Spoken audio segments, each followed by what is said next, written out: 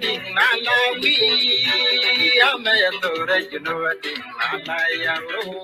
Yeah, you could invent you that, you know what ding Malawi, Amayadora, you know what ding Malaya.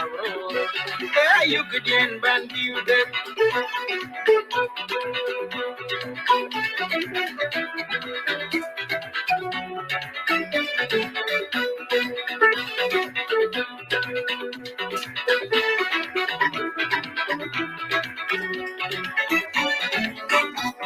You know what thing Malawi, Ramayadora, you know what thing Malaya. Yeah, you could invent you that, you know what thing Malawi, Ramayadora, you know what thing Malaya. Yeah, you could invent you that.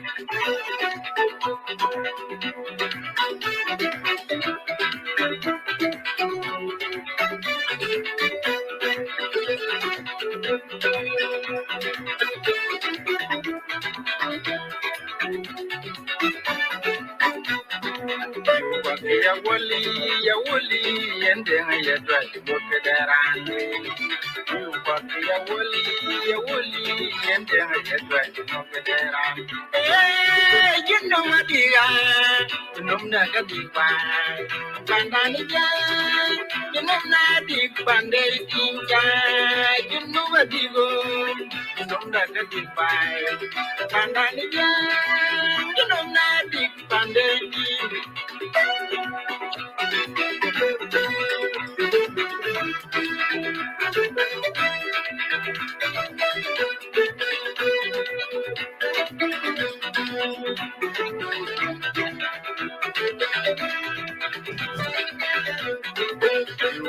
Ya woli, and then I try to look at that.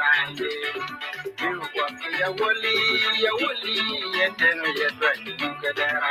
Hey, you know what you got, you know that a big bang. And Pandalija, you know not big bandage, you know what you go, you know that a big bang. Pandalija, you know not big bandage.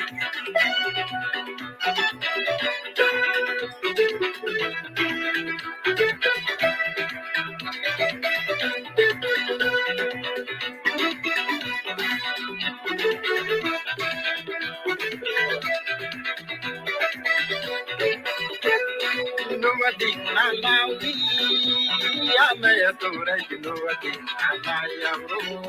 There you begin Bantu, you know what in Malawi, Amayadora, you know what in Malaya. There you begin then you did.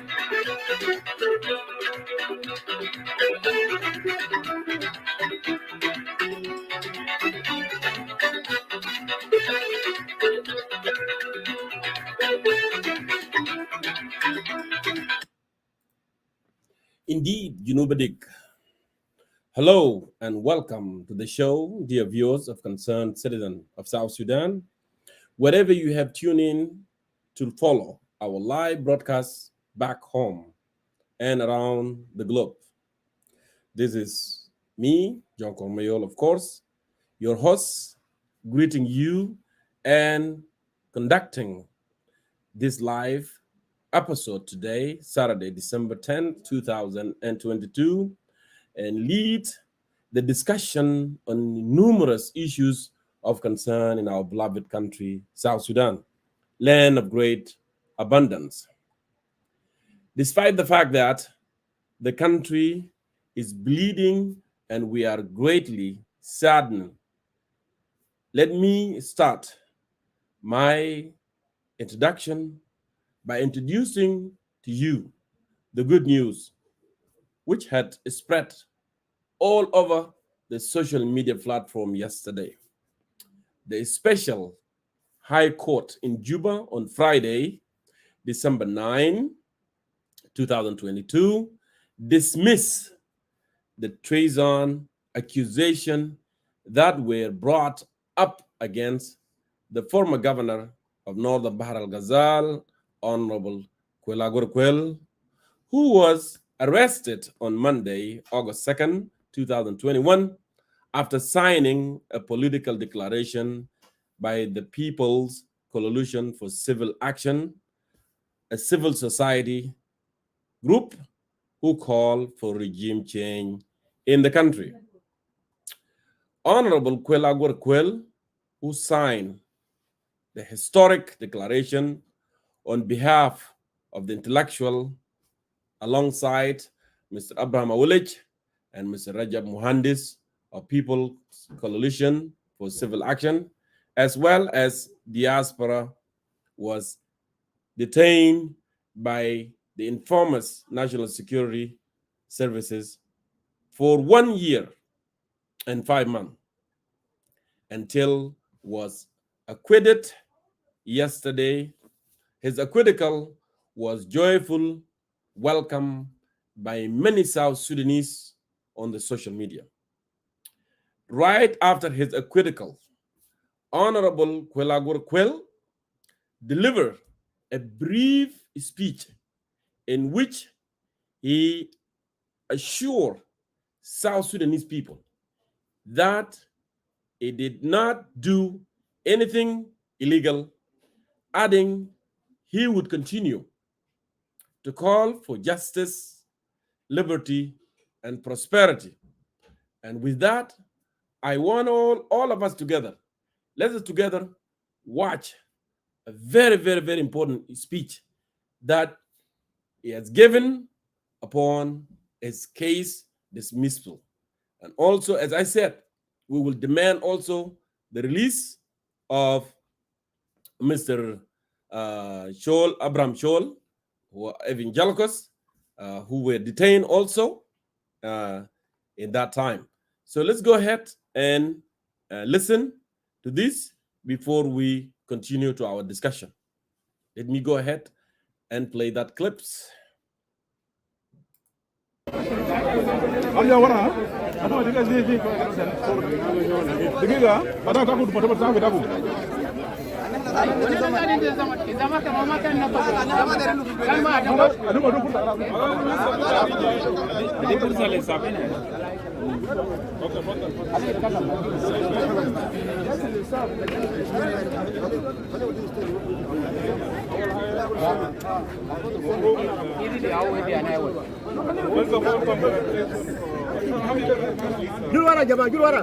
what is your first of all, that then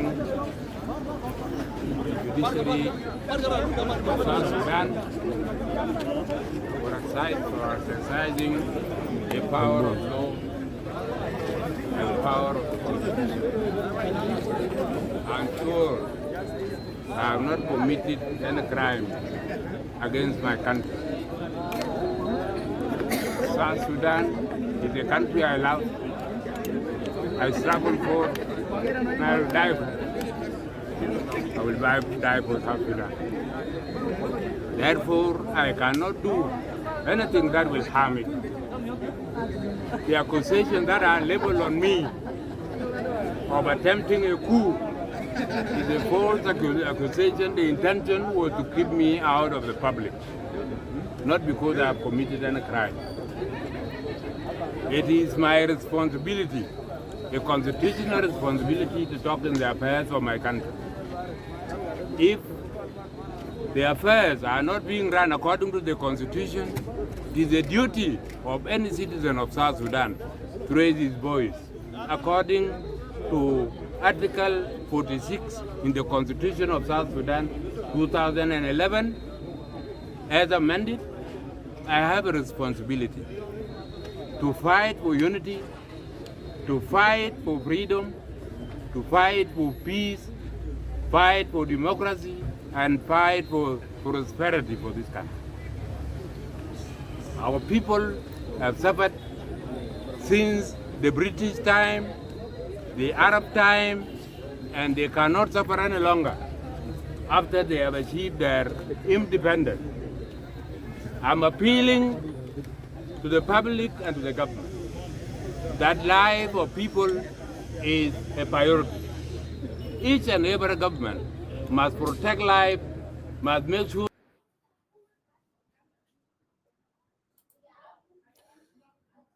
We shall continue, my dear brothers and sisters, dear viewers.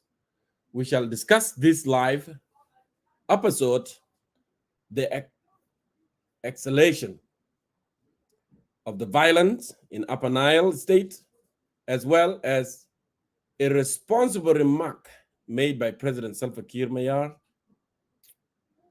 at the closing of the SPLM National Liberation Council meeting in Juba last week. We shall also discuss in this episode the decision of the government to send troops, and all of you hear about that, to send troops to Democratic Republic of Congo as a part of peacekeeping mission there. When there is no peace at home, we shall answer questions such as, why does the government want to keep peace in the region while it cannot keep it at home? That's the question that we need to ask, as a citizen of this country. Why the government is so much interested in the security and welfare of the people of the region and not interested in the welfare and security of the people that are under a direct political jurisdiction? That's another question also we can ask. Is this the liberation those liberators had brought to our people? Of course, we don't reject the noble mission of peacekeeping in the region as a part of our contribution for security and stability of the region as a member of East African community. But it is illogical again to keep peace in neighboring countries when it can put our country, our own house, in order in the first place. So you cannot, in a nutshell, you cannot keep peace in a neighbor and your house is in disorder. That's what I am trying to say here. We shall also make a commentary on a tweet, and all of you have heard the tweet, and I've read it, a tweet by Mosei, a member of First Family in the neighboring country, Republic of Uganda, a general in the Uganda People Defense Forces with regard to South Sudan. And finally, we shall be taking part next in Free Africa Rally in Washington, D.C.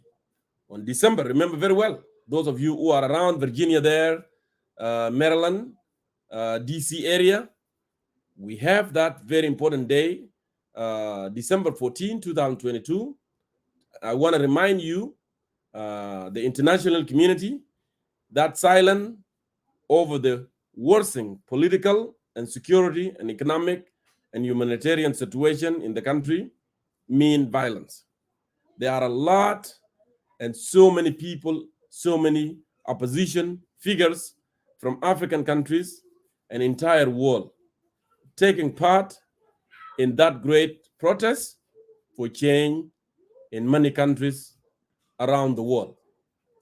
So with that, I will have my greatest speaker tonight here on this live episode concerned citizen of South Sudan, chairman of United Citizens for Change, Ustaz Dengdi Ayog, who will join me by Clubhouse, and also later, because I don't see Moses Edward in the studio, will join us, and we will continue as well the discussion. So I will have my two guests, the chairman of United Citizens for Change and the member of United Citizens for Change, Moses Edward Maketh, will be here also to continue. As I said, next week we have a very, very, very important. I want to invite all South Sudanese, to invite other African people of concern, and not only African. We have Venezuelan, we have Nicaraguan, we have South American. They are with us in this rally. We are going to have a Free Africa rally in front of the White House. All of you are aware that U.S. called for Africa U.S. summit, which is going to take place in Washington, D.C. in White House between December 13 to December 15. So we are protesting the dictatorship, protesting the situation that's happening in our countries. So it's not going to be South Sudanese alone. As I said, we have Cameroonian, we have people from Republic of Congo, we have from Burundi, we have from Rwanda, we have from Uganda, and actually Bobby Wine will join us on that protest as well. So I want to remind you, and I keep reminding you, South Sudanese people, remember the quote by late President JFK, who said, "My fellow American, do not ask what your country can do for you, but do ask what you can do for your country." It is a call for you to rise up and raise your voice for dictator. So next week, it is so important if you live in Virginia, in Richmond, in Arlington, in Maryland, in Baltimore, in DC, in New York, okay, in New Jersey, you need to come out. You need to come out. It's going to be from 10 a.m. to 12:30 p.m. in front of the White House. It's very, very important.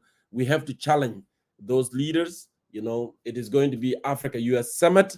And actually, President Kiir was invited, but he is not coming because he is embarrassed to come. So we're still going to challenge the delegation that he have sent to Washington, D.C.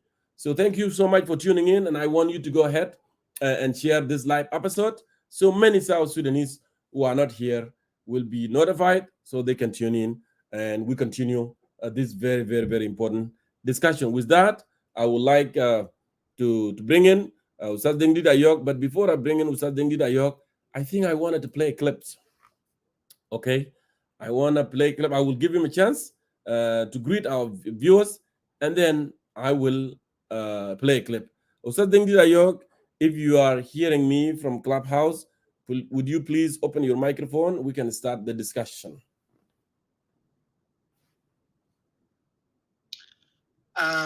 Thank you very much, my brother, my compatriot, Jonkor Mayol. I hope my voice is heard. Very well heard. You are clear. Thank you very much. Ladies and gentlemen in the room, and those of you who are watching this live broadcast on Facebook and on YouTube, as well as the listeners on Clubhouse, I would like to say greetings and salutation to all of you in the name of our motherland, South Sudan. I am delighted to be here with you today, tonight, this morning, to discuss with you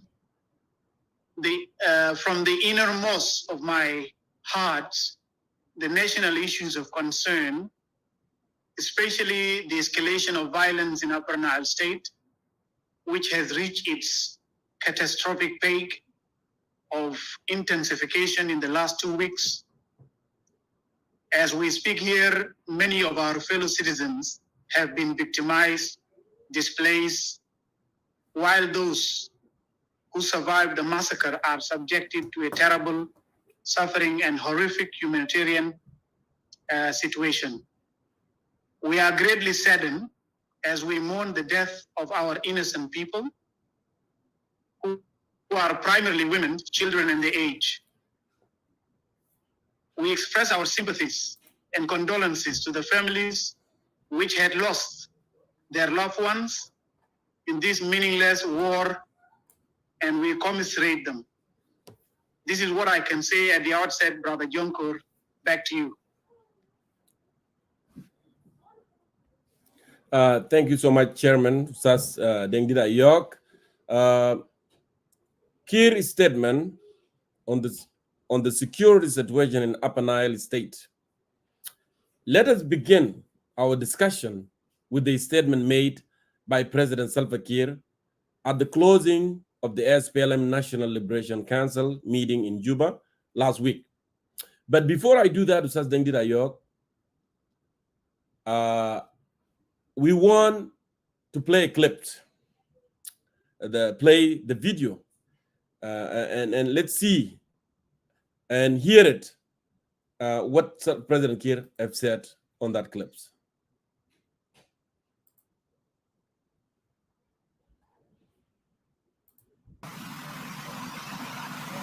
There is war. There is war in Eastern Nuer, in Jokau, and there is war in Northern Upper Nile. In the Chuluk Kingdom areas, who are fighting there? Our own brothers and sisters. And I cannot stop them. Building a sustainable peace in our country is our mission. Let's stop there, Ustad Dengira Yok. You have listened to a clip, a video that President Kiir was speaking at the closing of the National Liberation Council, SPLM party. Now you have listened to the statement of President Kiir on the security situation in Upper Nile State. He has clearly stated that there is a war in Joko, which is Eastern Nuer, and the area of Chol Kingdom. Adding that, he cannot stop it. So, if I may ask you this question, what does this statement reflect to the people of South Sudan at large and the suffering people in Upper Nile State in particular? How do you comment on this?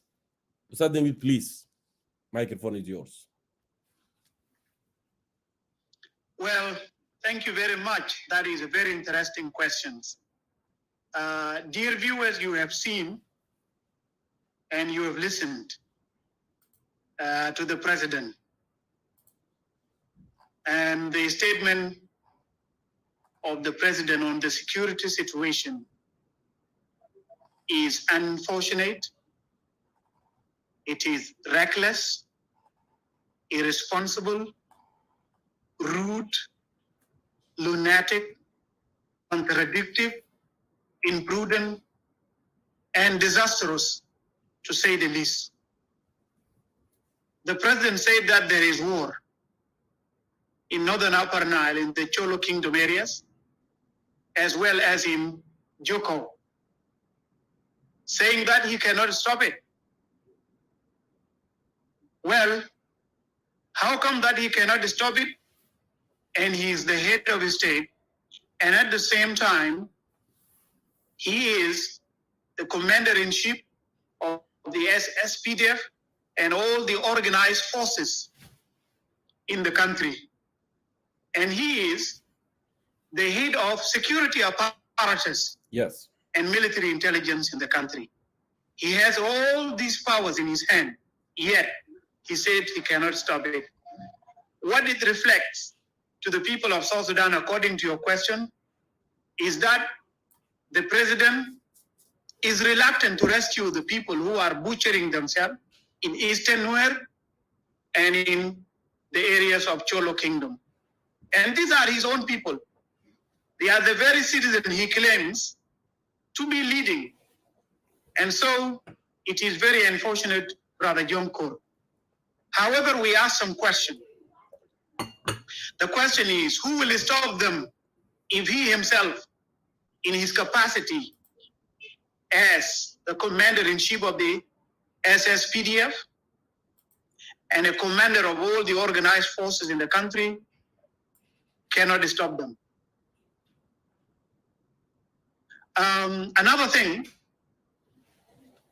is that if we go into the Constitution, you will find that he is mandated by Article 101, sub-Article A of our Constitution, 2011 as amended, to preserve the security of South Sudan and its territorial integrity.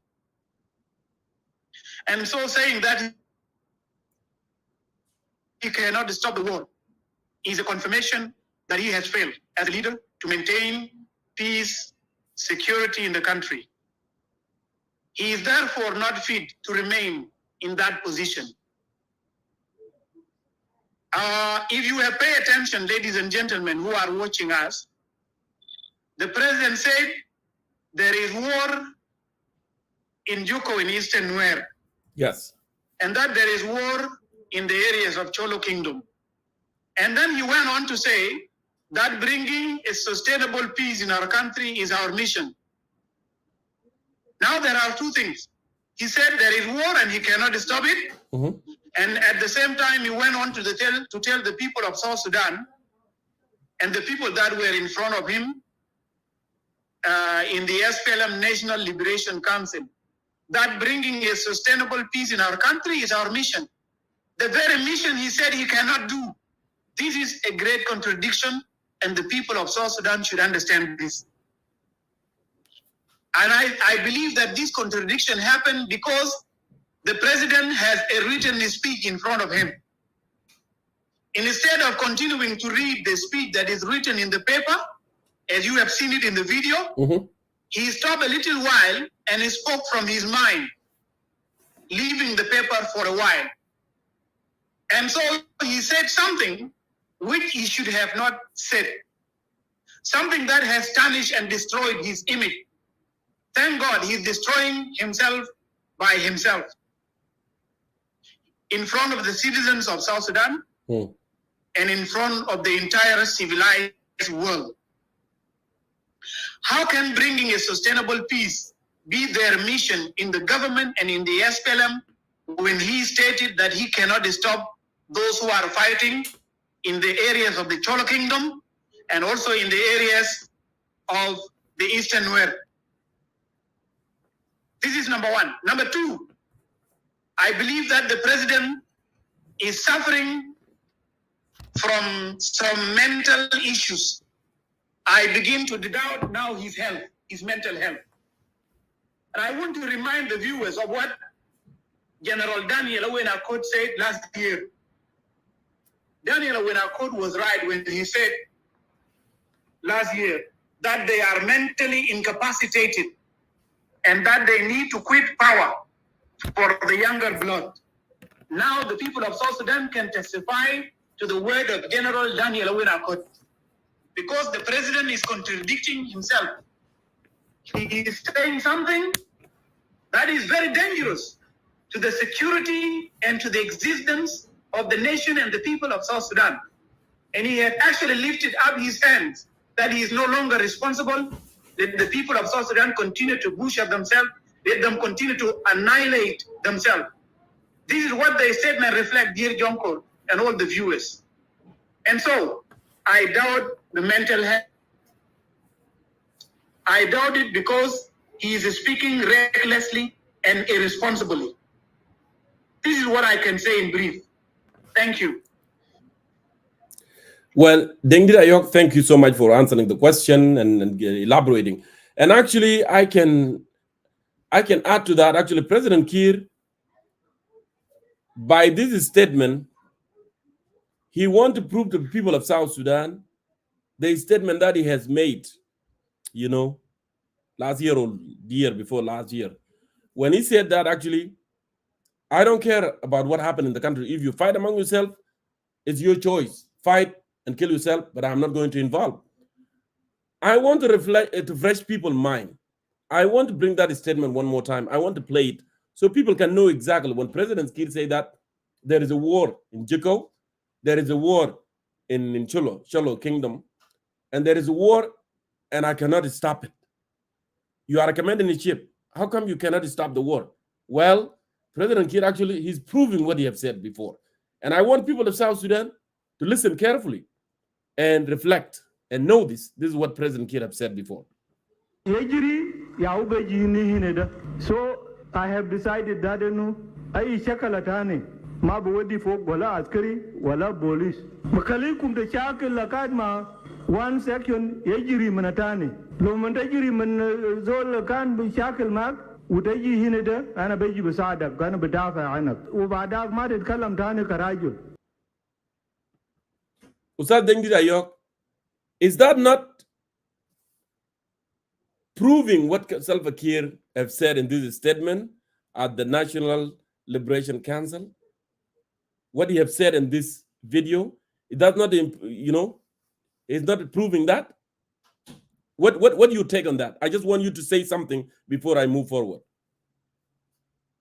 Indeed, he is proving what he said in March 2022 when the three communities of Jonglei State were being reconciled in a peace conference held at Freedom Hall in Juba. Yes. You can mute yourself. There is an echo. Okay. And so you are right, Brother Jonko. He's proving what he said to the people of South Sudan. Actually, that was the first time that President Kiir lifted up his hands from protecting the people of South Sudan, telling them that I will not send you the police again, or I will not send you the army. I will leave all of you to fight yourself until one section is defeated. And then people run and come to me here in Juba, then I will rescue you. He is proving it. And that's why he told the members of the Liberation Council last week that there is war. He said, as we speak here, there is war in Juko, Eastern Nuer, and that there is war in the areas of Chol Kingdom. And then he told the people that he cannot stop them. So he's proving his own words. And so, when we compare the last week's statement and when we compare the March 2021 statement, they are matching together as you have asked me, Brother Jonko. And the people of South Sudan should understand it, that President Kiir has lifted his hand. What is in the Article 101, sub-Article A, is no longer what he is there in the office to implement. He has released the people of South Sudan to continue fight themselves, to continue annihilate themselves until no one is alive. Or if one is defeated and ran to Juba, then he would guarantee him protection and security. This is completely unacceptable. This is irresponsible, and I doubt the mental health of the president. This is something that the people of South Sudan should understand tonight. So this is what I can say in the video. Yes, it is a proof what he said last year, Brother Jonko. Back to you. Indeed. And that's why people of South Sudan need to revisit and assess. Are we on the right track? Are we better with Salva Kiir? With all the destruction and crisis and political turmoil, communal violence and killing, and he under his watch, and he's not doing anything. Are we safe with Salva Kiir? And if we are not, what do we need to do? What do we need to do? This question has been asked for a very long time. Ustad Dengit, I would like to continue with the same statement, with the statement that Salva Kiir had made at the National Liberation Council. On the other hand, the presidential press unit at J1 issued a press release on Wednesday, December 7, 2022, alleging that the statement of the president was taken out of context. Was it really taken out of context? What context is he talking about? Or what context are they talking about in J1? Is it not what he meant, what he said? It's clear. Dengit, I will let you answer this question. Go ahead. Thank you, Jonko. That is a very interesting point. You are now connecting what the president said and what came in the press release by Presidential Press Unit. I think President Kiir, by the way, is causing trouble for all the people of South Sudan, including those at J1 with him in the office. This Presidential Press Unit press release, which was released on the 7th of December 2022, was trying to justify what the president said. They were trying to tell the people of South Sudan that the president did not mean what he said. And to justify this to the people of South Sudan, they allege in that document that the president was taken out of the context. How can he be taken out of the context when he actually meant his words? The president cannot be taken out of the context twice because we made a connection now. Mm-hmm. In March 2021, in Freedom Hall, during the Jonglei Peace Conference communities, he said it very clear. And now he repeated the same thing during the SPLM National Liberation Council meeting, actually at the closing of those meetings. And so what is in the presidential press release is an attempt, and let me say that it is a miserable attempt. It is unreasonable attempt to justify the words of the president. What the president said speaks for itself, and the people of South Sudan and the entire civilized world have heard the words of the president. This is number one. Number two, there is no context from which the words of the president were taken out from or out of at all. When you say you are taken out of the context, you are trying to justify yourself.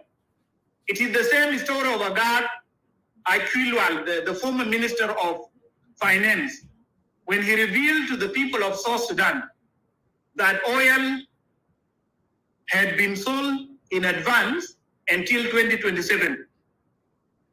When he was put under pressure and summoned by the president to a private meeting at J1, he ended up coming out from that meeting with the president and talking to the press that he was taken out of the context. What context do they actually mean? Now it is the same thing that is repeated in the presidential press unit press release, that the president was taken out of the context. What context are they talking about? The people of South Sudan are wise enough to understand the context, if there is. But unfortunately, there is no context from which the president was taken out of, or the words of the president. There is no context at all. And so it is a miserable attempt to justify the words of the president. And the people of South Sudan are not foolish. They have taken it, they have digested it, they have understood it, that the president now is irresponsible and that the president does not care anymore about their welfare and about their security, about their safety, that they are now left to kill themselves, and the nation is now like ships without a shepherd. This is what we can say, and this is what we can send. And so we want to send our message to the presidential press unit in general, and particularly to the newly appointed Madam Presidential Press Secretary, that what they tried is not logical, and the people of South Sudan have noticed this thing now. It is now very clear for all of them. And so, Madam Press Secretary, in the office of the president, the words of the president cannot be interpreted. They are very clear to the people of South Sudan. And your attempt to justify the president is a confirmation that the words of the president were not meaningful to you, and therefore you were compelled to write that press release in order to justify. So in conclusion, I would like to say that the press release itself is an evidence that the word of the president were not accepted within the quarters of J1 itself, leave alone the general public in South Sudan. You cannot attempt to justify something that is very clear. And so, this is my message to Madam, the newly appointed Madam Press Secretary General, Press Secretary at J1, that what you tried is not accepted. And this is now the first mistake since you were appointed into the new office. Please, our message to you as the people of South Sudan is that next time when the president make another irresponsible statement like this, please do not issue any press statement to justify him. Let him be seen as a man that is irresponsible by the people of South Sudan. Let the people of South Sudan judge him. Let history judge him. Let the civilized world judge him. Thank you, John Kor. Thank you, Stas Dengdida York. As we continue on the program, in another development with the SPLM, they recently reconstituted SPLM structures. The SPLM Political Bureau and the National Liberation Council have nominated Salva Kiir Mayardit as the presidential candidate in the December 2024 elections. How do you comment on this development, Ustaz Dengdida York? I call it Murashal Mode. Go ahead. Very interesting question. I think the topic we are discussing is very clear. The topic is, as it appears on the screen, entrenchment of dictatorship in South Sudan.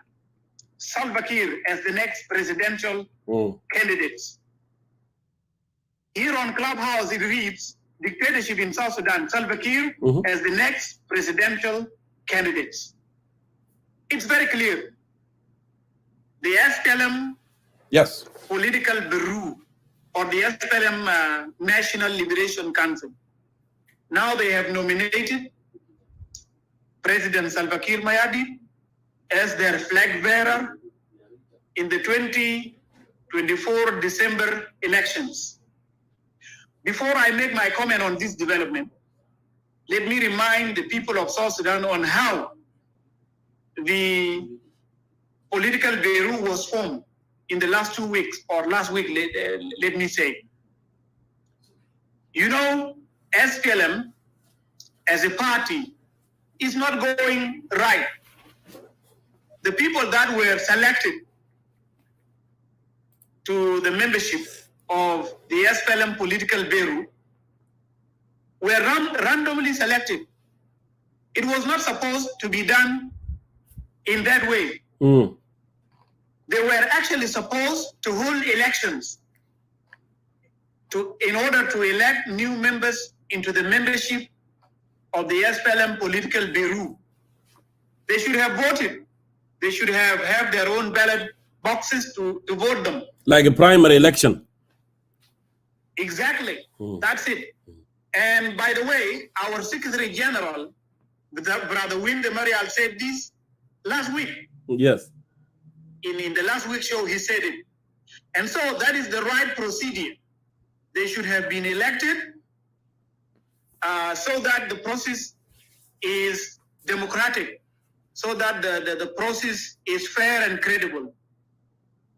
But President Kiir elected them without any criterion that is followed in any political party. Yes, Jonko, you want to say something? Appointed them based on their loyalty to him. Yes, he appointed them based on their loyalty to him, leaving the normal procedures that are supposed to be followed in the party. And as we speak here, there is a problem in the party, in the SPLM. Some people are not happy with how those people were selected. Some people within the SPLM and within the government are arguing that so-and-so is left out, and those who are now appointed by the president don't deserve to be there because they don't know politics, they have no experience, they are inexperienced, and so on. And a lot of letters have been written, you know, I read a statement by the Ruweng community protesting.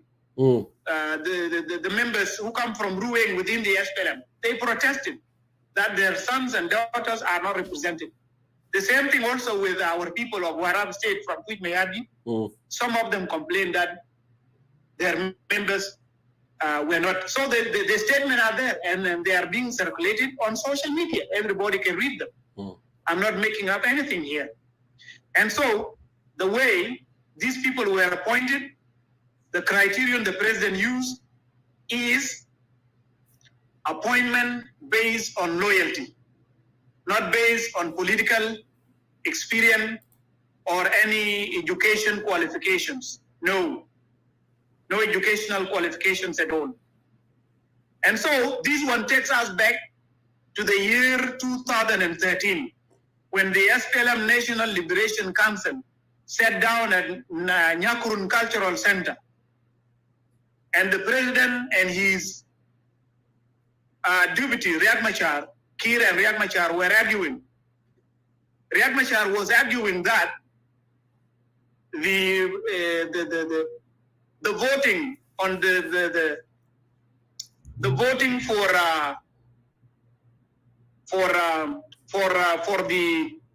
the nomination of the SPLM flag bearer in the presidential election that were scheduled to take place in 2015 was to be through secret ballot. That was the suggestion of Riek Machar. Yes. That the process should go through secret ballot. Why did Riek Machar insist on that? Because that is actually the right procedure. The voting has to be secret and democratic, so that nobody knows who voted and who did not vote. But President Kiir went to the opposite direction against Riek Machar, and he said that the voting should be done by the show of hands. And the reason behind that was that he wanted to know who has voted against him and who did not. And this one is dangerous in politics. And so this issue led to war. Now it is the same thing repeated again. Yonkur, you want to say something? No, you already made the point that I wanted to make, actually, because President Kiir was intended to know who is really against him. That's why he abolished the right way of voting, which is secret ballot, like what we have done during the referendum. Referendum was conducted incredibly through secret ballot. So that's a good example. Actually, we should be followed through. We did our election like this. We did referendum through secret ballot. Any other election in South Sudan should have been followed the way we conducted our referendum.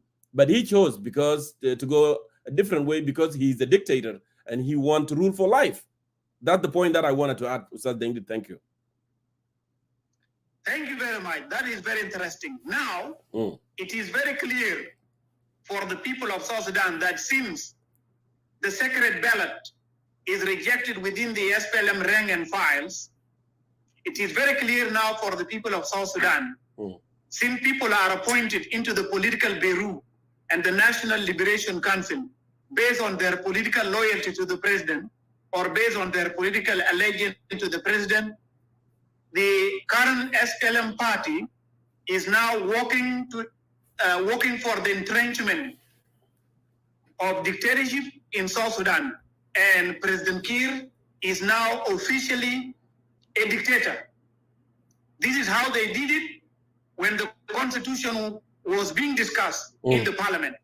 So what happened in the National Liberation Council?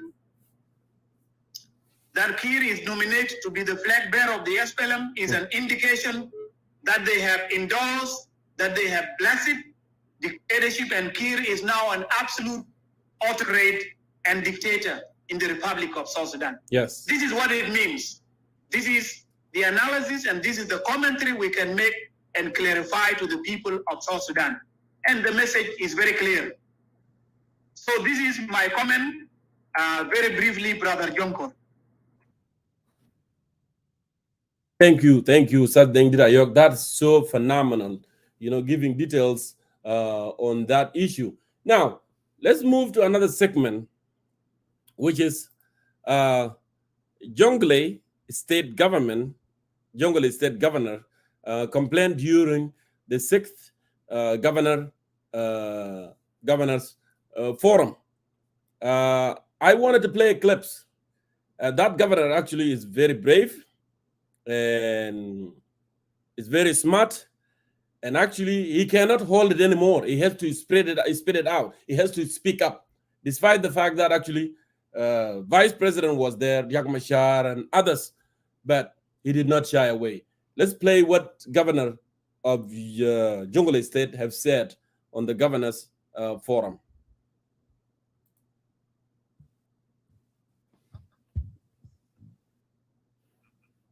Yeah. Question. Me? Okay, thank you. Well, thank you so much, moderator. You know, we are all very delighted to be here and to have all of you, the panel. There is something that is bothering many of us as governors, where we are seeing things that are supposed to be done at the national and are not being done at the national, but governors are being blamed for it. Most of the parties to the peace agreement in the state level are being driven at the national level, are being given directive of what to do at the state level. At the end of the day, the governor is blamed for it. And as we are here with the deputy speaker, now we have parliament in all of our 10 state plus administrative area. And seeing they were formed, there's no even a salary for them. Not even one. And the parliament here, the national parliament, both the two houses are saying nothing about it. We have commissions. We have commissions in the states that are not being paid for. No salary. And at the national level, people are silent about it. And the governor are being asked, oh, you're supposed to do something about it. How? We're being told that, oh, there is a grant that goes to the states. The Honorable Minister of Federal Affairs talks about it earlier. Well, let me tell you this. What goes to the states is something called salary of civil servants. That's it. No security, no development, no any of that. Okay? And even the little small taxes that we collect in the states, we get blamed all the time that, oh, it should be centralized also. Even that little small increments that you collect with your workers that are working in the states, we're being told that I should be centralized also. And the nationals is crying about it. Nobody's saying anything about it. And oftentimes we always get, is the governor supposed to do this? Is the governor this? That is a blame that should not be put there. I think before you blame the states, why don't you put some blame here at the center? Let me give you one example. We're hearing now, we are graduating forces with the state.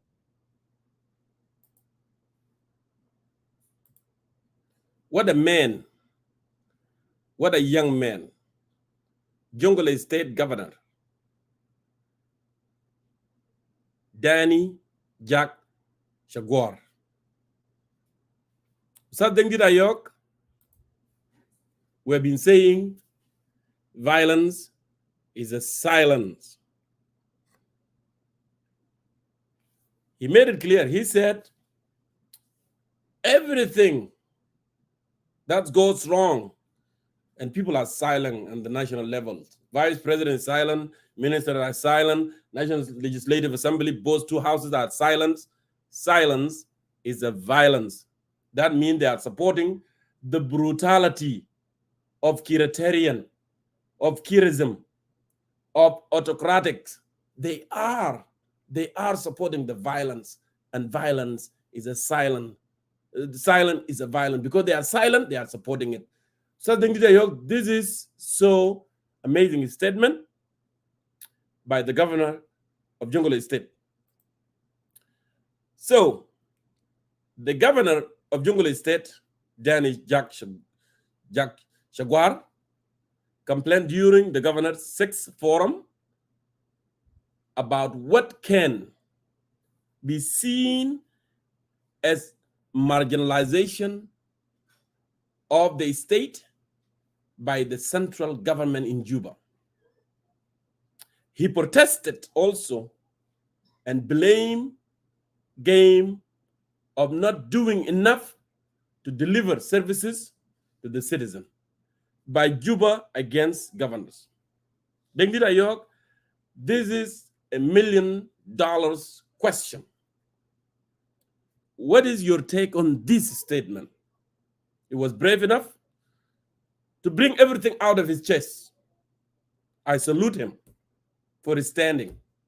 He said, no money for development, no money for security,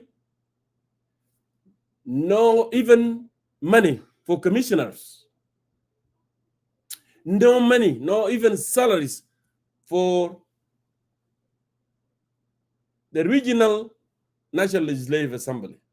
Ustaz Dengdi Ayok, I want to give you an opportunity. Take your time to answer this question. Please, go ahead. Well, we would like, in the first place, to salute him for his courage and for standing his ground, for telling the truth in that governors forum to the people of South Sudan. And good enough, this statement was on the TV, and many South Sudanese back home and around the world have seen it, as you have actually played it now to those who are watching the live broadcast on Facebook and YouTube, and also those who are listening to us on Clubhouse. To begin with, Denai Jok Shagor, the governor of Jonglei State, is actually talking about a very big problem in South Sudan. He's talking about governance crisis, or crisis of governance in the Republic of South Sudan. Because we have a central government, according to the Constitution of the Republic of South Sudan, and we have the state's government. The governance system that is in the Constitution is called decentralization. Decentralization. Yes. Decentralized system, let me say. It is a type of governance that give what we call devolutions of powers to the states, so that the state can operate themselves or can operate according to the Constitution. But what is happening in South Sudan is the opposite. Everything is centralized. Juba became South Sudan. Juba, the capital city, is South Sudan. The states are there, but they have no powers. And if you pay attention, yes, he connected his statement, or he based his statement on what the Minister of Federal Affairs said. And so the man is actually talking about the crisis of governance in South Sudan. yes. And the crisis of governance in South Sudan is that everything is centralized in Juba. He said there is no money for security. There is no money sent from Juba for services, no salary, nothing. The commissioners are suffering. And the civil servants in the states are suffering. In Jonglei State, that was in August, we have all seen that the workers' union, members of the workers' union were protesting. Yes. Because of the delay of their salaries. Now this is revealed by the same governor who actually arrested them that time and put them under detention. So the man is brave enough to raise this issue during the governor's forum, him for speaking the truth and for revealing to the people of South Sudan that there is a problem of governance in South Sudan. Centralization of powers in South Sudan is a problem. The lack of following what is written in the constitution in South Sudan is a problem. It is Kiir that has centralized everything in South Sudan. And so the protest by the governor of Jonglei State denied Jok Shagor, protesting against the central government and against the blame game by the central government against the state of not doing enough to deliver the services to the citizen is right. The states must be given powers according to the constitution because there is a principle of devolution of powers in the constitution. Yes. And when they are given their own powers, they must receive their own shares on time, whether it is salary or any other chapter in the national budget. This now can raise a lot of questions because every year there is a budget which is passed in the parliament. The question is, where does that budget go? Now the governor, one of the governors is saying that there is no salary, there is no money for security. A lot of things are missing. He took courage to talk about this and voice out the concern of the people of South Sudan, while the rest of the governors kept quiet. And that's why we said we have to salute him for his courage to reveal the truth. Now we are even afraid that he might be dismissed anytime for speaking boldly in such a way. And he was speaking in front of the first vice president. This is unprecedented courage by all the governors. None of these governors has spoken before like this. And so my summary on this point, Jonkur, the governor of Jonglei State is protesting against the crisis of governance in South Sudan. And this crisis of governance in South Sudan is very much connected and attached to the personality of the president. It is the president that is behind this crisis. It is the president that is actually the crisis of governance in South Sudan. And therefore, you see one of the governors complaining. The center is holding everything, giving nothing to the state. When the state do nothing, they are blamed that you are doing nothing. If you want them to operate and work and deliver services to the people, give them their money. Give them the security budget, salary, and everything. Then they will work. But this issue of blame game, you don't give them money, then you later on blame them that they are not doing enough. This is a joke in front of the people of South Sudan, and it is not acceptable whatsoever the case may be. And so we salute him for speaking bravely. We give him credit. He is really a man who is standing his moral ground. The great governor of Jonglei State, Honorable Denai Jok Shagur, has spoken to the nation, and he has actually spoken very well. Thank you, Jonkur. Thank you very much, Ustaz Dengdida York. And indeed, I am worried that actually President Kiir is likely to ask the first vice president or his party, because he came in through Sawa. He's a member of Sawa. He's a member of Sawa. Yes, I'm worried that he's likely to be fired because of his courageous of being bold enough to speak and tell the truth. Because in South Sudan, when you speak the truth, you are the enemy. You are the enemy. And those who are afraid, they always don't speak the truth. They are just loyal. You put it right. Crisis of the government in South Sudan is brought by President Salva Kiir, because he's the father of corruption. He's the man that want this country to go to hell with him. But people of South Sudan should pay attention to this. Every single thing that we have said here in this forum is always truth. And we could keep talking truth. We cannot be silent because we believe silence is the violence. And those who decided to be silent are actually encouraging the violence. But this is the moment, this is the time for them to wake up. Our country is getting disintegrated as never been seen before. It's getting worse and worse and worse every single day. Let's continue. In another development, government's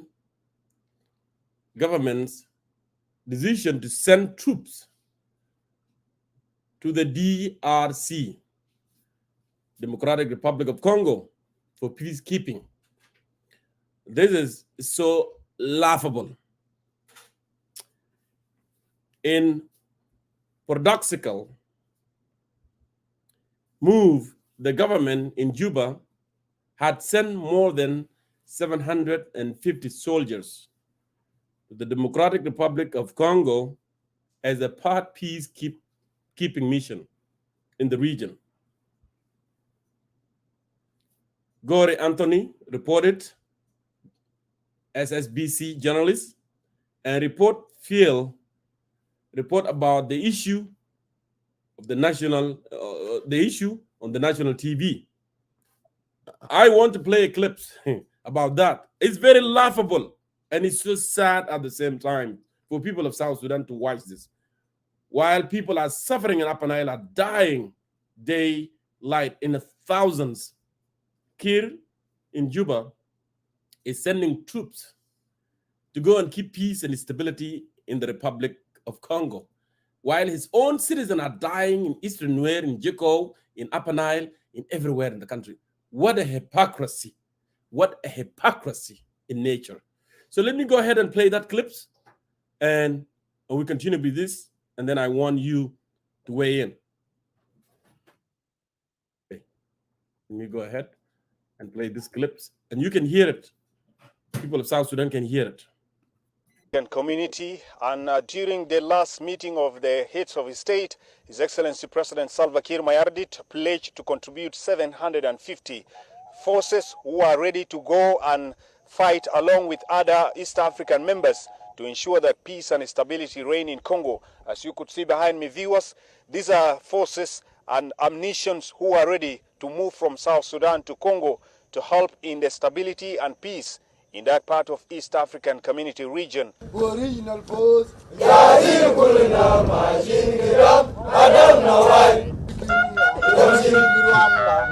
As part of implementing the directives of the heads of the states of East Africa to restore peace and stability in Congo, the Presidential Advisor on National Security Affairs, Tut Galwak, Chief of Defense Forces General Santino Dengwol, and the Inspector General of Police General Majanga Kech Malok inspected the parade of a battalion of more than 700 strong soldiers prepared to be sent to Congo as part of the regional forces to fight the M23 rebels, also known as Congolese Revolutionary Army. The Presidential Advisor on National Security Affairs, Tut Galwak, called on the men in uniform to represent South Sudan in a professional manner to portray a good image of the country. According to Tut Galwak, the forces would leave Juba soon for Goma in eastern Congo as they joined their counterpart from the region.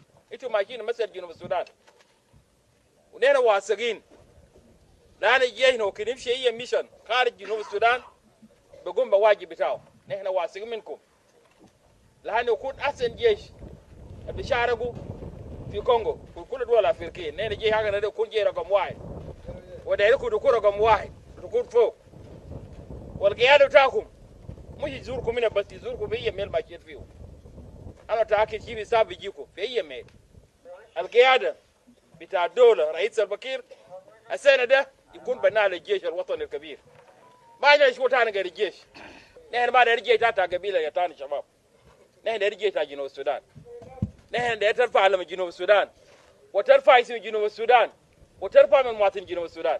The regional force of more than 700 would join their counterpart from Kenya who already arrived in Goma, Eastern Congo earlier November. The forces are combined from various units of SSPDF, including military police, national security, and engineering corps, among others, that would fight the M23 rebel, hence restoring peace and stability in Eastern Congo. Kumema into machine Congo, المواطن بتاعنا بتاع Eastern Africa.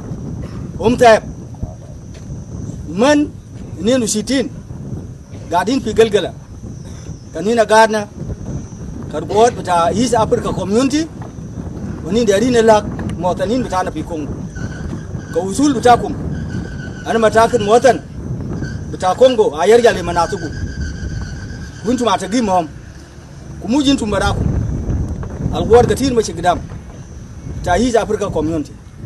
In August, South Sudan cabinet approved sum of $6.69 million to deploy troops in the neighboring Democratic Republic of Congo as part of directives of the regional blocs to restore peace in the area.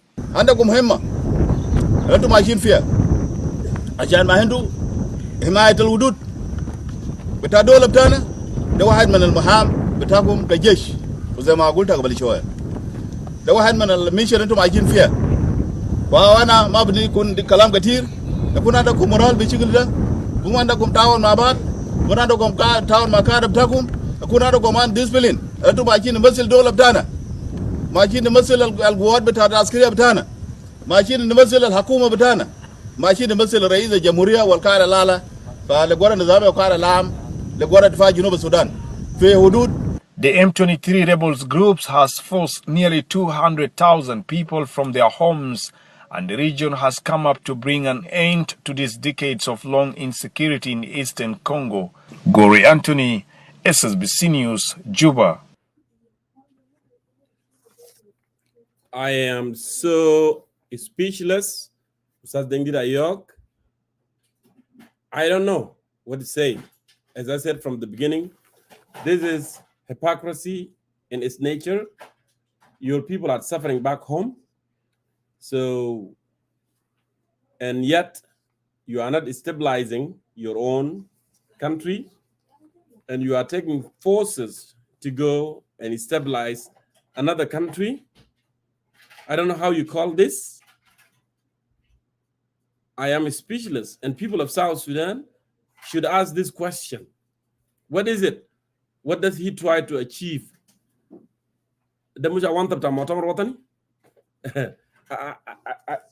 I don't know how to describe this. I'm hearing General Dengwall is saying that مواطن انتوا لما تمشوا مواطن بتاع كونغو هيرجع في مكانه. طيب المواطن اللي في شولولان هيكون ستيبل بتين عشان يرجع في مكانه، ولا في جيكو، ولا في ايسترن نوير، ولا في سنترال، ولا في اكواتوريا، ولا في مناطق اللي تم يعني مثلا displaced. When are they gonna go back to their respective area? If you are going to stabilize those who are being displaced by M23 in Congo, what about those who are placed by the White Army in northern Upper Nile, in Upper Nile? What are those who have been, displaced in eastern Nuer? That's why I say I'm speechless. What is happening? Are they really doing this thing with mental conviction? Or I could not imagine. This is a big lesson to be learned by the people of South Sudan, because they are seeing anything every single day. Bad things are happening in their watch. And that's why I keep saying silence is the violence. We should not accept all this brutality. So, Sadengit, I yield the microphone to you. Thank you, Brother Jonkor. Indeed, this is paradoxical, to say the least. And this is a crime against the people of South Sudan. It also reflects lack of care by the government towards the people of South Sudan who are under its direct political jurisdiction. Now, I want to say some things. Number one, South Sudan is officially a member of East African Community. We don't mind that our country contributes to the security and stability of the region as a member state.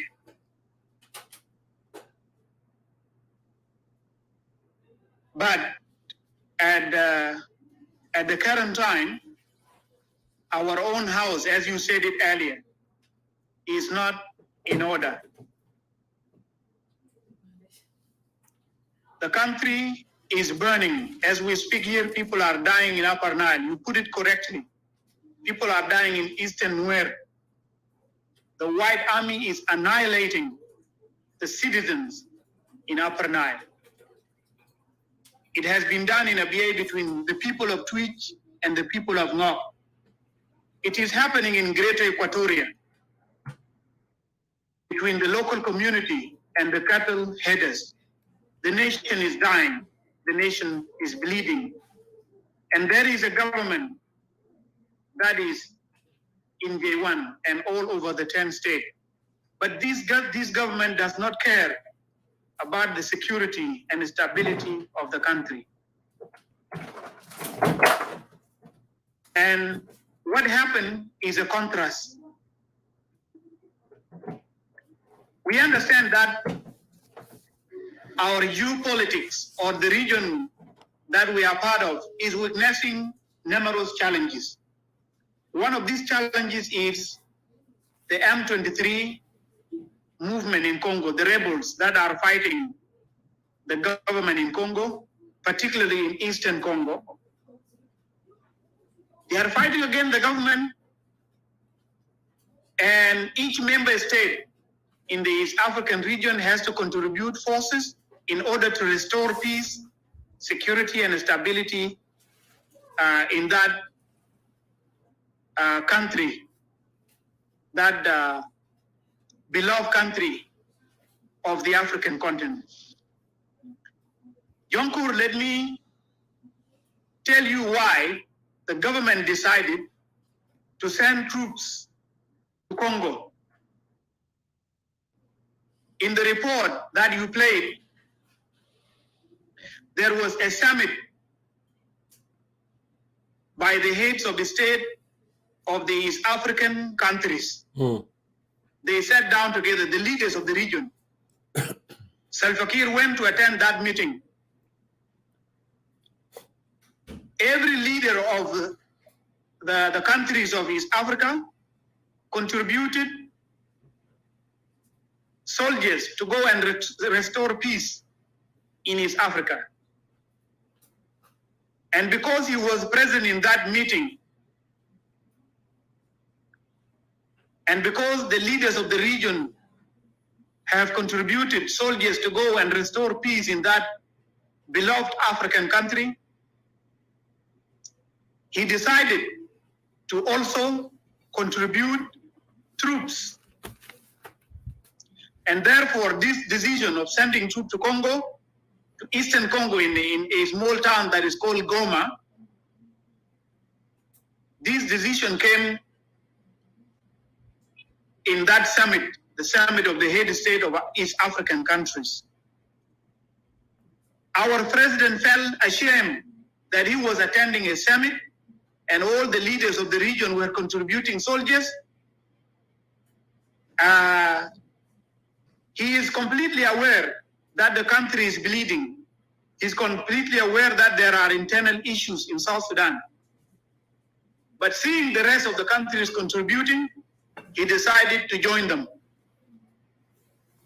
This is the contrast now. This is now the paradox of the matter here. Feeling ashamed, he decided to contribute.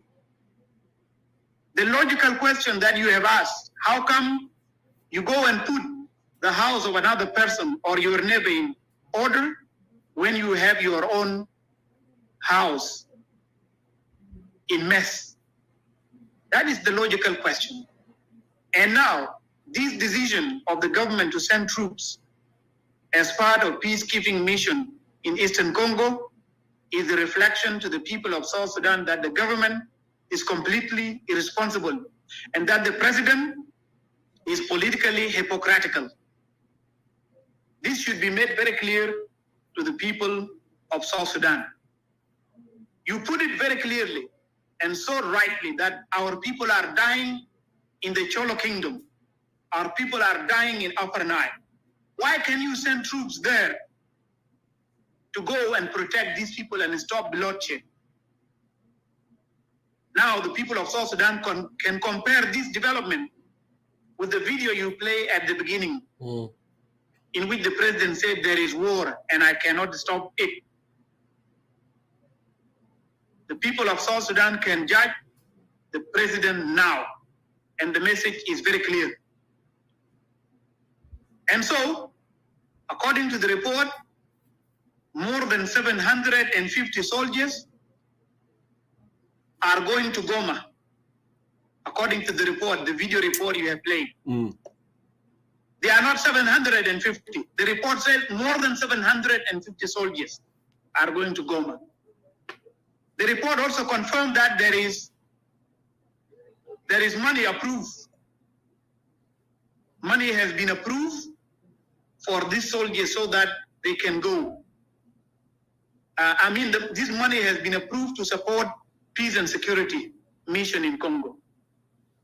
This is now very clear. And this is all contradiction in contradiction. The president announced that he cannot stop the war. The president said a year ago that he would not send the police, he would not send the army to stop the war. People will continue to fight until one is defeated. He would run to Juba and then he will protect him. Now, our army or our soldiers are being sent to Congo to go and protect peace and restore security when we are dying and bleeding. This is not acceptable. Now, let me come to the messages. You have three people who have spoken in that video report. And they are all general, by the way. Shud Galwak, the security presidential advisor, is a general. General Santil Demwol is a CDF, is well known. He's a general CDF, Chief of Defense Forces. And you have the IGP, the police IGP, General Majanga Kejmalok. They all spoke, and what they said is all rubbish. I'm using this word purposefully. What they said is rubbish. It is meaningless. That you are going to represent the president, that you are going to represent our army, our country. Which country are they going to represent? A country that is dying? A country that is at unrest? A country that is disintegrating? A country that is being sold out? That's why I'm saying seriously that what they said is rubbish and meaningless. So we condemn the decision by the government to send troops to Eastern Congo, not to restore peace in Congo, but to just show up, to just be in line with the policies of the region when our people are dying back home. We condemn this decision. And this decision shows that the government is beyond irresponsible. The government is irresponsible and beyond that. If they are really responsible, let them stop the war in Cholo land, let them stop it in Eastern Upper Nile, let them stop it in Equatoria, let them stop it in Bahr al-Ghazal and all over the country. Let them restore peace if they are really serious. But we know that they are not serious and they will never do this. They will never do it.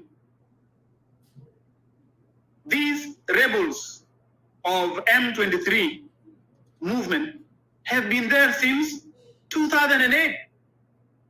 They were led by a general that was called Lawrence Kunda. Lawrence Kunda was arrested by the international forces and he was taken to the court. And then the matter was settled. Now they are back to the same game. Rebellion, war, fighting, insecurity in Congo. In principle, we have no objection that our country contribute in restoring peace and security in the region. But this is not the right time for us to play that role. This is not the right time for our country to play such a role, because we have our own issues. We are dying, we are suffering. We are about to lose our country. This is hypocritical. This is unacceptable. This is irresponsible. And so this is our message to the people of South Sudan. And therefore, I want to say to the people of South Sudan, this is now the government that we have. They are very much concerned about security, peace in the region. They are very much concerned about the welfare of the region, when they are not interested in the welfare and the security, stability, and safety of our own people at home. This is not acceptable. I said it very clearly in good faith that as a member of the region, we have to play this role, but this is not the right time. If we want to play that role, let us put our house in order first, and after ensuring that we are well off, security, economy, international politics or diplomacy, that our country is now okay, there is tranquility, then we can be able to rescue our neighboring brothers in the region. But at this time, the government in Juba need to focus on the internal affairs. This is what I can say, Brother Jonkor, and we are 100% right on this. Thank you. Thank you very much, Ustaz Dengdida Yok. Yeah, the reason we keep saying this to our people is not because we have faith in this government. We knew already this government is not going to do anything. This autocratic regime that we have in Juba, they see, or President Kiir himself, he see people of South Sudan as a threat to his seat. So people of South Sudan can go to hell and he can remain in seat. That's what it is. So South Sudan cannot be stable, but anywhere else in the region can be stable. Because if South Sudanese are stable, and then there will be election, and if there is an election, and then somebody might compete with him in fair and free election, and someone might take that seat. And that's his strategy to keep people of South Sudan oppressed, in war, displaced, with no peace. But he can stabilize the other countries. He can go and dance with, he can jump in any bandwagon that's happening in the region. There is no way, if you are a head of state, you go to a meeting and say, oh, the head of the state, they were contributing soldiers to go to somewhere to rescue the situation. And you, at the same time, you have unprecedented situation in your country and you cannot contain it. And you say that, oh, I'm going to go actually and contain there and contribute. There is no shame whatsoever. Even those big democracy, strong countries, sometimes they would not say, oh, I wanted to take my soldiers to that country. It's because Salva Kiir, you have said it clearly, that actually I'm interested. I am not interested in your security. I'm not interested in stability. I'm not interested in development. I'm not interested for South Sudan to go to the next level. And he made it clear. And he made it clear, if you guys can fight, I don't care. What I care is this seat. I wanted to remain this seat until I die. That's what it is. So when we talk, it's not because we have faith in that government that they are going to change or they will back up or they will do anything. No. Actually, we wanted to remind our people to understand what they are in, to understand that they don't need to be silent because they need to make their own decision. They need to determine their destiny. That's why we keep talking. President Kiir has made it clear. that actually I'm not for your security.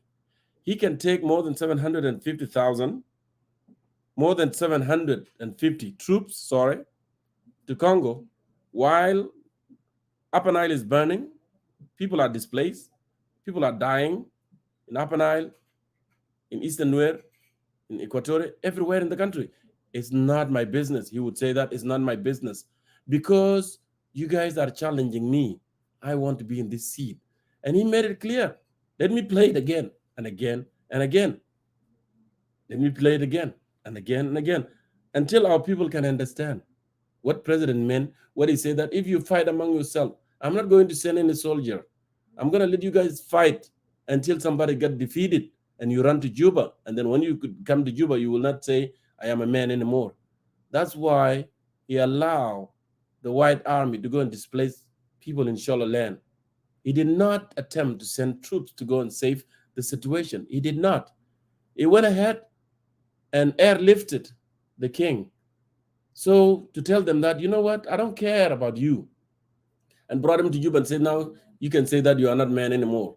But meanwhile, if there is any crisis in other places, he will take troops like what he did now, taking troops to Congo to rescue the Congolese, but not rescue the South Sudanese.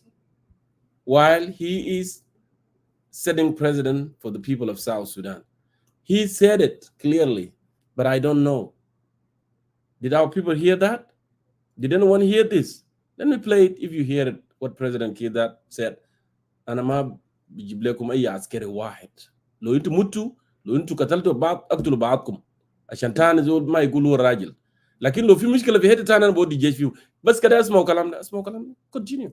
Let me play it. Lo mantam chi de chalu, anama bam chi lekum tani. Wala bayi na yi komati shan yam chi le mantiga betat chakala de. Ashwaya jej betaida ana bajibu jambi na gardon nafsi bejej da wal bolis kuna shufit kum bejimen wen ay zol al batrudu bade nenu yajri ya ubeji ni hineda. So I have decided that no ay shakala tane ma bu wadi fok wala askari wala bolis makalikum da shakal lakad ma one section yajri manatane lo man tajri man zol kan bi shakal mak وتجي هنا ده أنا بيجي بساعدك أنا بدافع عنك وبعدك ما تتكلم تاني كراجل. Did you guys hear that? Did you guys hear that? Ugalo ma bijib lakum jesh into lo shakalto into nuer monjang lo shakalto ma bijib lakum jesh into na shulu nuer shakal ma bijib lakum ana ma bijib lakum jitka taktul ba'akum shunu uzol bijir baden eji ni hena fi Juba. And then بعد كده أنا بقول أنت ما راجع. لكن لو في شغل في كونغو أنا بودي جيش مش سايده. That's your president. That's the guy that you said Salva Kiir Mayar. That's the person that ruling our country. That is Kiir Mayar. That's the Kiir Mayar that we have. That's the Kiir Mayar that wanted to run for presidency in 2024. That's the guy. That's the man that ruling South Sudan. What is sad? Remember, if you are silent, you are supporting violence. Let me go ahead and continue with this discussion. I know we are getting more. I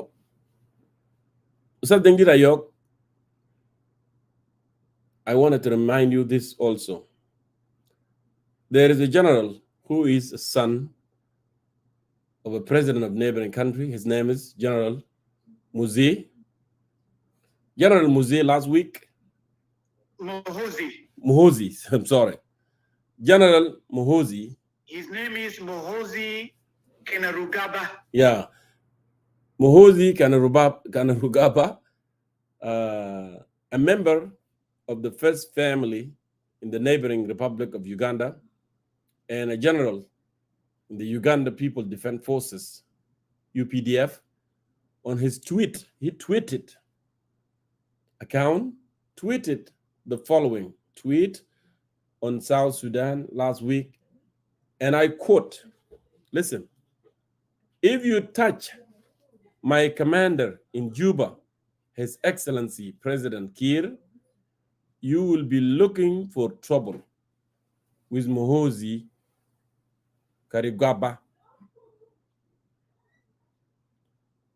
I thank my father for creating our mighty empire, which is he's talking about his father, Yoweri Kaguta Museveni, unquote. In this tweet, General Muhoozi referred to President Kiir as a commander, and he also thanked his father, His Excellency Yoweri Museveni, for creating their empire, Imbratoria. Okay? What does the tweet mean? Is Kiir his commander? What mighty empire did his father created that he is talking about? Can his tweet be seen as a mere tweet on Twitter? Or does it indicate that South Sudan has become a colony of the Republic of Uganda and the Salva Kiir Mayardit? Suddenly, I want to give you an opportunity. Many South Sudanese, they did not pay attention to this tweet. And this is very, very, very crucial, by the way. Very, very crucial. I yield microphone to you. Yes, this is indeed very interesting, Brother Jonkor. And thanks for bringing this to the attention of South Sudanese. Indeed, General Muhoozi Kainerugaba Rubireza is a member of the first family in the Republic of Uganda, the sisterly and neighboring country. He's a son of Museveni, President Yoweri Kaguta Museveni, and he has a Twitter account. His Twitter account is causing a lot of problem in the region. For those of you who might have followed him, I don't know, was it in August or in September? He tweeted a tweet which caused a great row between the Republic of Uganda and the Republic of Kenya. The tweet he tweeted then was that he is ready to invade Kenya and capture it all in 1 week. And so this one caused a great row, caused a great storm in the media. All the media outlets in Kenya were talking about this.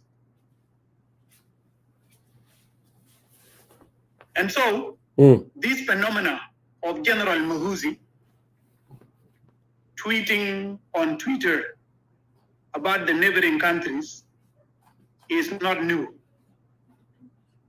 And I want you, Brother Jonkor, and all those who are listening to understand the following. We are talking in good faith. We have no problem with any country in the region. They are our brothers, and we have good ties and relation with them. But this tweet deserves some comments for clarification. And to explain the political intentions that are behind the tweet. Some people may say, a tweet is a normal thing. No country can be invaded on Twitter. But these are ideas. Any action started as an idea. And so we have no problem with any neighboring country. We are a member of the region, and we do exist in the region. But people need to understand the politics of the region. His Excellency President Yoweri Kaguta Museveni of Uganda, I think he is the oldest serving president in the region. He came to power since 1986. And since he ascended to power, he continued to rule Uganda from that time until now. More than 34 years now he's in power. He's actually more than 40 years in power. Yes. I think he's coming after Gaddafi now, because Gaddafi stayed in power for 42 years So he's almost reaching that stage now. As well as the president of Guinea-Bissau is one of the longest serving African leaders. And Paul Biya of Cameroon. That's right. And so whenever there is a summit between leaders of the region, do you know how they call him? He is called Elder of the Region. President Museveni is called as Elder of the Region. President Kiir himself called him using this nickname, Elder of the Region. He has another nickname also. This nickname is Lion of East Africa. The Lion of East Africa. So you can see that he is the oldest serving president in the region, and he has acquired some nicknames, political nicknames. And these nicknames are not out of the blue. He's playing correct in the region. And when we talk about him this way, we have no negative intention or bad intentions. But we are explaining the nature of the regional politics so that we understand together. And it does not mean that we are interfering with the affairs of a neighboring country. Diplomatically, we do respect any internal affairs of any neighboring country, and we have no right to interfere with their internal affairs. But when it comes to the region, the regional politics and the development that are happening in the region, we have to speak, and we have to speak sincerely. Now, let's do another flashback. South Sudan and Uganda have very good ties, diplomatic ties. And I am even skeptical to call it diplomatic ties. Put it aside. In 2013, when the war broke out in Juba, no any other country in the region that sent troops to fight alongside the presidential guards except Uganda. The troops were in Juba and they went up to Bor. Everybody who followed the development of the conflict then is aware of these facts. And so we are not making up anything. They fought the IO forces under Riek Machar. And so this is a clear indication that Uganda and South Sudan are allies. You can use the word allies. Although I am skeptical and suspicious about the word allies. Really? Is it really a diplomatic? Are they really diplomatic ties? Are they really allies? Or do we have a government that has become a puppet to one of the neighboring countries in the region? This must be made clear to the people of South Sudan. So this is the background, ladies and gentlemen. And so when General Mahuzi Kainerugaba said that if you touch my commander in Juba, His Excellency Salva Kiir, you will be looking for trouble with Mahuzi Kainerugaba Rubireza. And then he concluded by saying that I thank my father for creating our mighty empire. Yes. Politically, this means that South Sudan and Uganda are now politically integrated as one country. And therefore, the member of the first family, General Kainerugaba Rubireza, is announcing to the Ugandans and to the region as a whole that his father has politically created an empire. This empire is Uganda and South Sudan put together. For those who are doubting about the fact of this tweet, you can go to the Twitter account of General Mahuzi Kainerugaba Rubireza, and you will see the tweet there. So, this is the only political explanation to this fact. You made it very clear, Brother Jonko, in your questions. Does it mean that South Sudan is now a colony of the Republic of Uganda? It is more than a colony. President Kiir and his government are under the leadership of that country. They are receiving directives from the leadership of that neighboring country. And so, the South Sudanese must be made to understand this morning and this afternoon and this evening that the concept of sovereignty, the concept of us being an independent nation, the concept of us being a sovereign country is no longer there. Because there is a new empire created, and the leader of that empire is the Lion of East Africa, the elder of the region. And this has been announced by his son, who is expected to be the next president of the Republic of Uganda. So this is the intention behind the tweets, and the people of South Sudan should understand this. So South Sudan in the region is zero. Politically, economically, diplomatically, South Sudan is zero in the region. That is the fact behind the tweet, Brother Jonko. Well, I think I have did my own analysis on the tweet and what it means.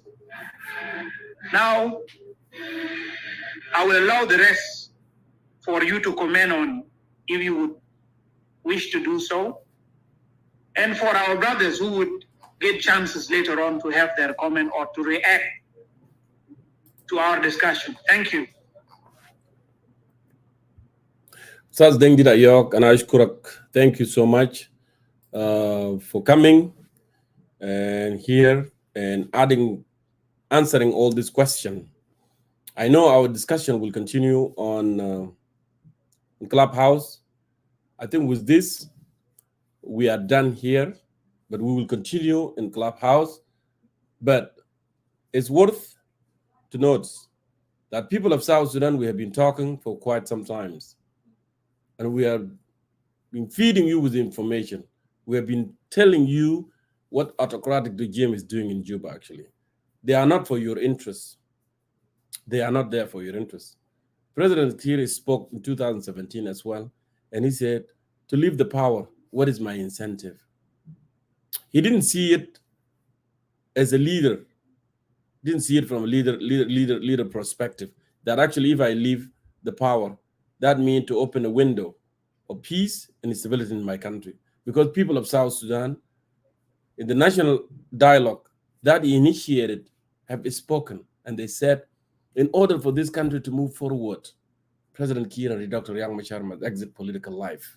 He ignored it, he ignored that, and he put it in drawer, the results of the National Steering Committee coming from the national dialogue. So that tells you something. That tells you that the man actually does not honor the agreement that he have signed since 2015 with Dr. Young Machar. He refused to sign it in Addis Ababa, and he came to Juba, and he signed it in August. But before he signing it, he said a very famous statement. He said, this is not a Holy Quran or a Holy Bible, meaning that he can abolish it at any time.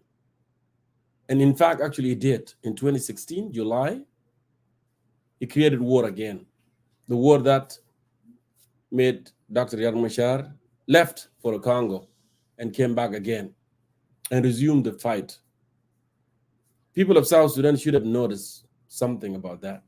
Actually, this man is not interested in stability in the country, and he's not interested for the country to be stable and live in peace and harmony.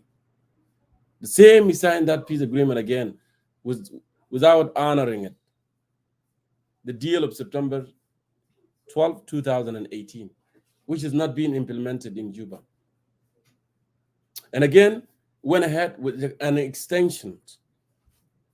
After that peace agreement fell, the time is over, and then extended his term in office. And now he's preparing to be a candidate for 2024 to run for the presidency, which is election that he's going to rig. So he continued with deception to the people of South Sudan for quite some time. And what we are asking you, as someone who is really concerned, is for you to think deeper and give yourself a chance and quit being silent. Because at the end of the day, being silent, it is being violent. I want you to notice very well that actually President Kiir has spoken, and he has already made it clear that actually you would be fighting among yourself, but I will not interfere because I am not interested. But I will be interested to take off in Juba International Airport when there is something happening in Kenya, in Uganda, in all these countries, but not in our own country. So I want you to be mindful and think about your country and make sure this is for your future and for your children's future and for generation to come. With that, I would like to conclude here at Facebook, but we shall continue on Clubhouse. Let me make my last remarks and make a quick recap in Arabic before you shut down the live show. Okay, go ahead. Go ahead, Ustaz Dengdi. Yes. Dear people of South Sudan, we have discussed a number of issues today. One of these issues is Kiir's statement on the security situation in Upper Nile during the closing of the SPLM National Liberation Council meetings last week. And we said that the statement he made is irresponsible by all standards. That's number one. Number two, we talk about the SPLM nominating Salva Kiir as its flag bearer in 2024 December general elections. If these elections are going to happen, and we have described this as an entrenchment of dictatorship in South Sudan. We have also made our commentary. John Cor, you can mute yourself. We have also made our commentary on the Jonglei State Governor's complaint during the 6th Governors Forum. And we have described this as a crisis of governance in the country. Because the states are not given powers, everything is centralized. And there is a blame game by the central government against the governors. And so this is a reflection that there is a crisis of the government in the country. That is number three. Number four, we talk about the government decision to send troops to the Democratic Republic of the Congo as part of the peacekeeping mission in Eastern Congo in a small town that is called Goma. And we condemn this decision because the country is breaking up, and the government should have cared about the people that are dying. But it is the opposite. We have played the statement of the president in March 2021 and the statement he made last week during the SPLM National Liberation Council. And that one is a clear indication that he is not ready to protect the people of South Sudan. The last thing we commented on, is the tweet by a member of the First Family in a neighboring country in which he declared Salva Kiir as his commander. This means that Salva Kiir is under direct orders of that neighboring country. And that a new empire has been created, that we are now part of that country. This is the political intention behind this, and so this is our last point. And so these are the problems. These are the development in our country, and it is unfortunate. Now I would like to conclude by what Ambassador Suleiman Dandara suggested in one of the rooms I was speaking in before I come to this room. He suggested that a national reconciliation be done in the three regions of the Republic of South Sudan: Bahar Ghazal, Upper Nile, and Equatoria. That we need to make national reconciliation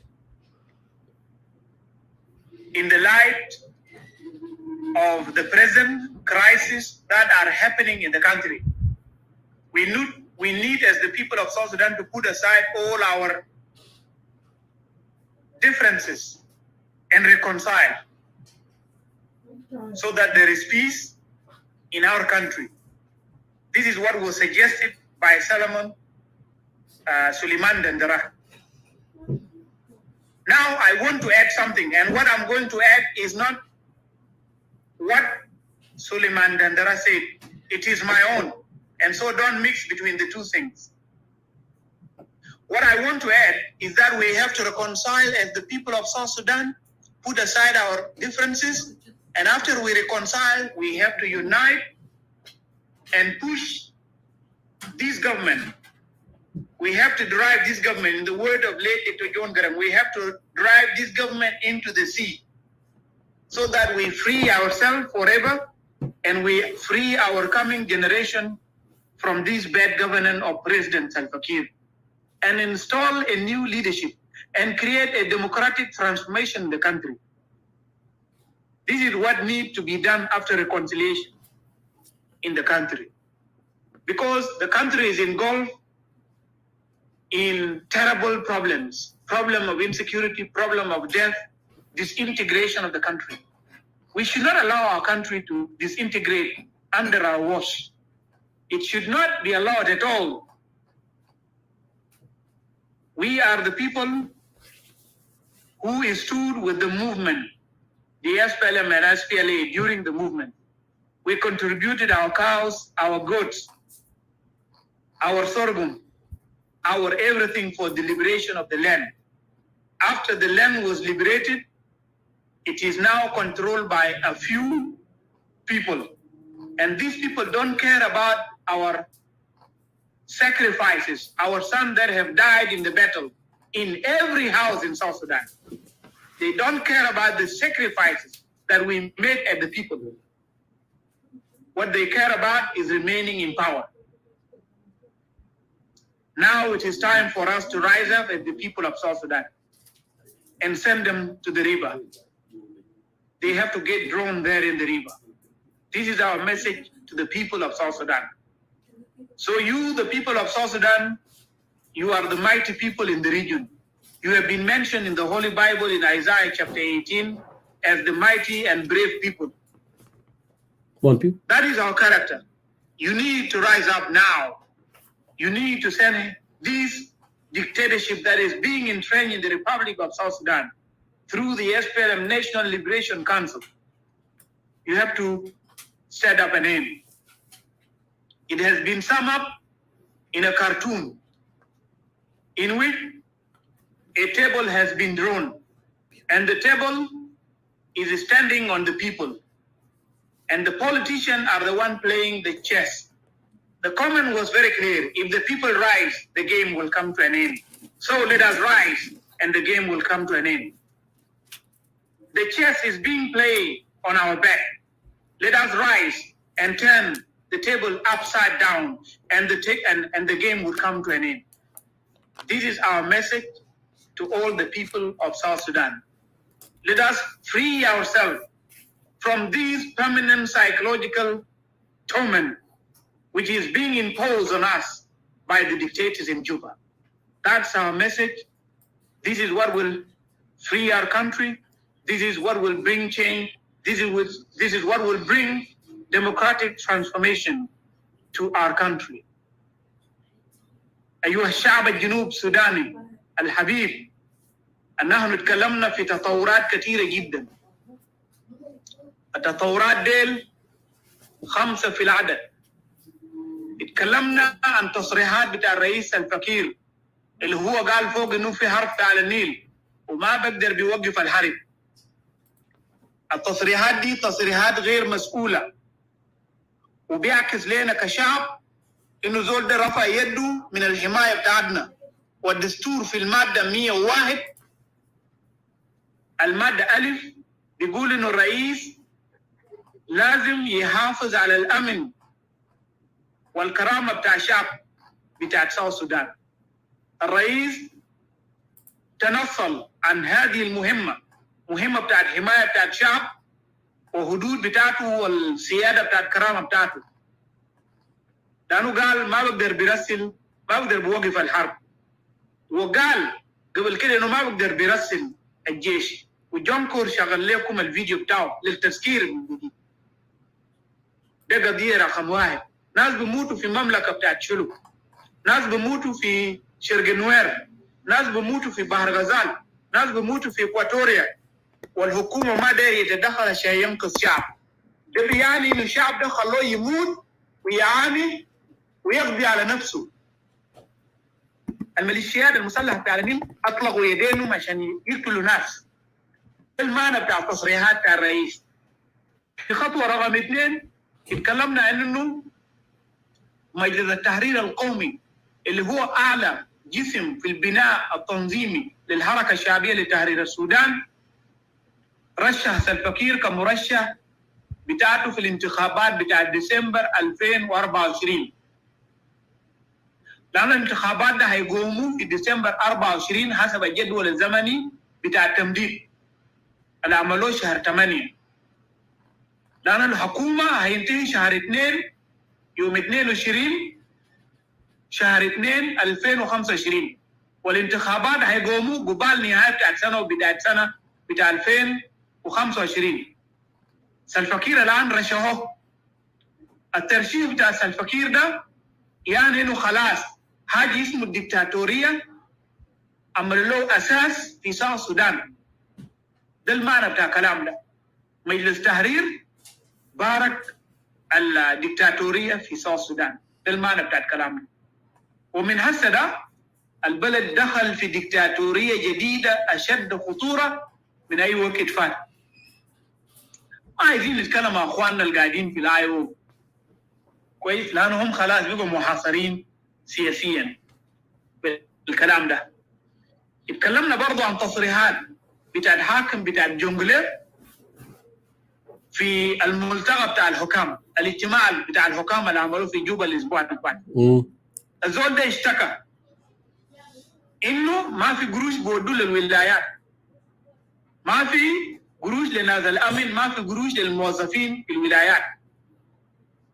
والحكام لما يكونوا عاجزين يعملوا حاجة يقدموا خدمات للشعب بتاعهم في ولايات بلومهم إنهم ما شغالين، في حين إنه جوبا ده بقى ياو ساوث السودان أي حاجة بقى قاعد في يدين جوبا أو الحكومة المركزية في جوبا.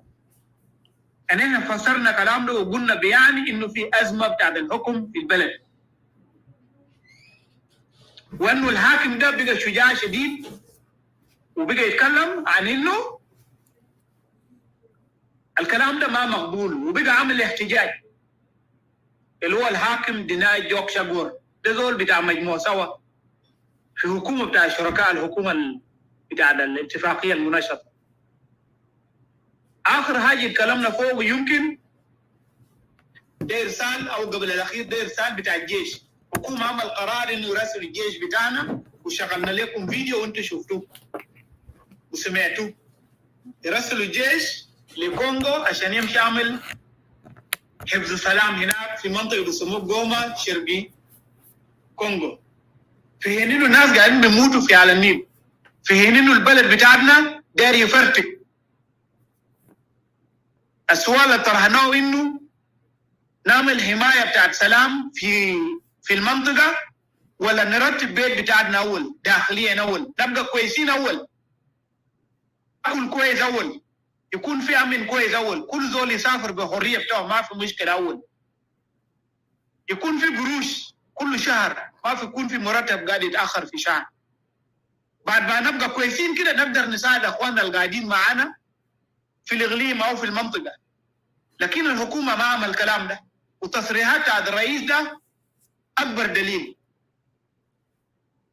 الكلام ده تناقض وده ما مقبول من الحكومه، ونحن عملنا ادانه للقرار بتاع الحكومه انه يرسل الجيش، وعملنا ادانه للتصريحات اللي عملوه في فيديو. الجنرال توت قلواق منيمي، الجنرال سانتينو دينغول، المفتش بتاع شرطه مجاك اكيد ملوك، كلامهم قالوا كله كلام فارغ. كيف تهتم بمواطن بتاع ايست افريكا بدون ما تهتم بمواطنك اول، وبعد ما تقدر له تمشي تهتم بالمواطن بتاع الاقليم؟ ده نفاق سياسي، وده كلام ما عنده معنى، وده اهانه ذاته للشعب بتاع ساوث السودان. ده اهانه لكم يا شعب. مفترض انتوا يدوكم حمايه اول، بعد ما تبقوا كويسين يمشوا يحموا زول ثاني. انا ما ضد السياسه بتاع الاقليم، انه كل دوله عضو في الاقليم يساهم في الامن بتاع الاقليم، لكن قاعدين نقول انه نجيب اقليم، نجيب الامن بتاعنا اول، بعد ما نقدر له نمشي نساعد اخواننا. الكلام ده ما قاعد يحصل. اخر نقطه اتكلمنا فوقه، اتكلمنا في تغريده اطلقوا زول اسمه موهوزي كيناروغابا، ده جانا بتاع الرئيس بتاع يوغندا. هو قاعد يقول انه اي زول بيهبش القائد بتاعه في جوبا اللي هو سلفا كير، قال زول ده هيكون قاعد يدخل نفسه في مشاكل معه هو. وشكر ابوه اللي هو الرئيس بتاع يوغندا انه بيشكره لانه خلق امبراطوريه بتاعه. المعنى السياسي ورا الكلام ده انه ساوث السودان ويوغندا خلاص دمجوا بقى بلد واحد، وده اللي امبراطوريه جديده اللي خلقه الرئيس اليوغندي. ونحن رجعنا لتطورات حصل في 2013 لما حصل هرب الدول اللي في المنطقه كلهم ما جابوا الجيش، ما جا هاربوا الا يوغندا. معناه يوغندا ده بقى مرجع سياسي للحكومه الموجود في جوبا، بقى مركز بيتلاقوا منه اوامر وتوجيهات.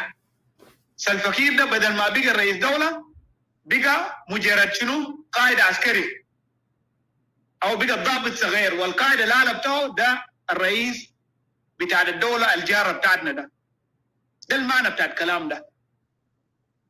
فبالتالي نحن بقينا شنو؟ نحن وجودنا في الاقليم بقى صفر، سياسيا ودبلوماسيا وحتى عسكريا. مفهوم بتاع السياده بقى ما في، مفهوم بتاع انه نحن الدوله مستقله ذات سياده بقى ما في. نحن خلاص زبنا في شنو؟ زبنا في الاقليم. هسه اسال انفسكم سؤال، انتوا ناضلتوا من اجل دوله شكله زي ده؟ جاوبوا السؤال ده لانفسكم. دي مشاكل اللي نحن ناقشناها الليله. الحل شنو؟ الحل انا قلت انه في مقترح قدمه السفير سليمان دندرة في واحد من المنابر اللي كنت قاعد اتكلم فوق قبل ساعتين من هسه. هو قال يكون في مصالحه في البلد في بحر غزال وعلى النيل واكواتوريا، نحن كشعب نتصالح ونتوحد. ده كلام هو قاله، لكن انا جيت ضفت له كلامي. انا قلت بعد ما نتوحد، بعد ما نتصالح اقصد نتوحد ونطرد الحكام اللي قاعدين بيحكمونا في جوبا ديل، الناس المهتمين بمواطن بتاع الاقليم والناس بتاعنا بموتوا، الناس اللي بعملوا على الترسيخ بتاع الدكتاتوريه بالترشيح بتاع كير، الناس اللي بقى يصدروا بيان سياسي من جي 1 ويقول انه كلام بتاع الرئيس طلعوه من شنو؟ طلعوه من السياق بتاعته. ناس ديل نطردهم، نتوحد ونطردهم، ونحن نقدر نجيب حكومه جديده مسؤوله يقدر يهتم بينا، يقدر يحمينا، يقدر يرجع الكرامه بتاعتنا، يقدر يرجع السياده بتاعتنا المسلوبه، يقدر يرجع المعاني بتاع النضال بتاع الشهداء بتاعتنا. الشهداء طلعوا من اي بيت في بلدنا ودفعوا الثمن غالي، ثمن غالي شديد عشان شنو؟ ان احنا نبقى شعب متحرر وشعب عنده مكانه في العالم ده. ده الرساله بتاعتنا بتاع الليله. خلونا نطرد الحراميه ديل، خلونا نفرتك النادي بتاع الحراميه القاعد في جي 1 ده، خلونا نفرتقهم واحد واحد، نطردهم واحد واحد، نطردهم للبحر زي ما قالوا زعيم جون جرن في الكلام بتاعه، انه حكومه بتاعت SPLM بكورك تحرير وما قادر يوفر ابره ولا ملح للناس ولا الاحتياجات الاساسيه للشعب، هيكون احسن من حكومه بتاعت الجبهه الاسلاميه القاعد بيوفر ملح ويوفر ابره للناس، من الحكومه بتاعت الحركه الشعبيه القاعد يقول حررناكم وما قادرين يقدموا لنا ملح في سوق ولا ابره في سوق ولا اي حاجه. الناس دي لازم شنو؟ نطردهم للبحر حسب الكلام بتاع الزعيم دكتور جون جرن. جاء الوقت انه نحن نحرر انفسنا، وعشان نحرر انفسنا نتوحد حسب المقترح اللي قدمته لكم قبل من السفير سليمان دندرا. وانا ضفت انه بعد ما نتوحد نطردهم عشان نحرر انفسنا من الحكم الكعب ده، من الموت، من تشريد، من تمزق بتاع الدوله. دي الرساله بتاعتنا لكم الليله. كان لابد انه نحن نقدم لكم ملخص بالعربي، لانه نحن تكلمنا بانجليزي ونحن قاصدين كان نتكلم بانجليزي، لانه الرساله ده قاصدين يوصل للمثقفين الكبار اللي قاعدين في حكومه باللغه اللي هم بيفهموه كويس، وبعد كده نشرح بالعربي البسيط لكم انتوا عامه الشعب. فده الرساله بتاعتنا. جونكور انا بجيب هنا، وبعد كده ممكن تقفل الشو بتاعك هناك وتجينا هنا نناقش مع المثقفين اللي قاعدين في الكلاب هاوس ونديهم فرص يقولوا كلام بتاعهم. شكرا.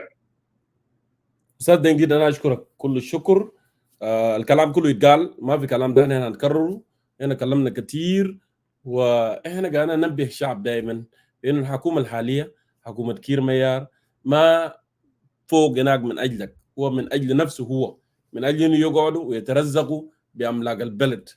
ده الهدف وده السبب اللي هم ما عايزينك تستقر وبيكون في سلام ويكون فيه وئام. فده بنذكرك دائما انت لازم تحس نفسك ولا تشجع نفسك، تكون عندك مورال انكارج، لان حاجه بطاله بيحصل كل يوم انت لازم تفتش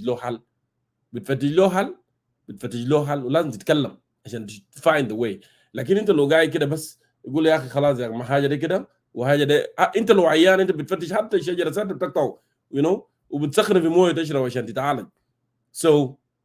ده داير علاج، ولو داير علاج لازم تتكلم في المساله ده، لان اولادنا ياو بيموتوا او ولدك ياو بيموت وانت المتضرر كده. شوف نحن حتى نحن بنتكلم ده هسه انا جونكو ده انا محتاج حاجه؟ ما محتاج حاجه، لان انا قاعد بترزق وقاعد كويس، لكن انا عندي قلب لك، انت عندي قلب للوطن. انا محروق لان انا عايزك تعيش حياه كريمه، وانا عايزك كمان تكون معزز ومكرم ويكون عندك كرامتك. This is why we are fighting. ده الهدف من الكلام ده كله. I want to remind South Sudanese who live in DC area, who live in Virginia, Arlington, Richmond, all this area. We have Africa Free Rally. Africa Free Rally, many African, they are going to come out with us. You have to stand against the dictators in South Sudan, okay, in all this region in Africa. So you need to be there. You need to be there for support. We are going to have this protest in front of White House, December 14, 10 a.m. to 12 p.m. Please, if you live around DC area in New York, in Baltimore, in Maryland, in Richmond, in Arlington, in all this area, you need to come. We South Sudanese, sometimes we said, oh yeah, we don't want this, but we don't make an action. Action is needed, okay? We need to put more sanction on them. We need to expose them to the world, okay? We need to expose them to the world. At least people who helped South Sudan when we were struggling, they still can help people of South Sudan right now. Because it's not shame to us, because we were fighting to have justice, liberty, and prosperity. But right now, all this diminished with Kiir being a leader of that country. So please be there. We have so many. We have those of events of Zimbabwe who led actually a credible protest against Mugabe. We are going to have also Bobby Wine on that. So many Africans, they are supporting us in this rally. So please come. Let us shame them. Let's see what they're going to do. and we are making differences, and our voices have been heard, and that's why you see they are ashamed. That's why they release, the honorable Governor Kuel. Now he's released, and actually he has spoken the word of man of integrity. That actually, why should I lie? Why should I apologize for crime that I did not commit? If I lie for something that I did not do, what am I going to tell you children? And that's why you have to have that courage to tell the truth, to stand for truth always. So with that, thank you so much for those who are waiting here on Facebook. Now we are transitioning to Clubhouse. And I will leave you with this very, very shameful of remark. Always remember, when we talk to you about Salva Kiir that is not good for the country, remember what he said always. And he doesn't have a heart for you. Thank you, and have a lovely night.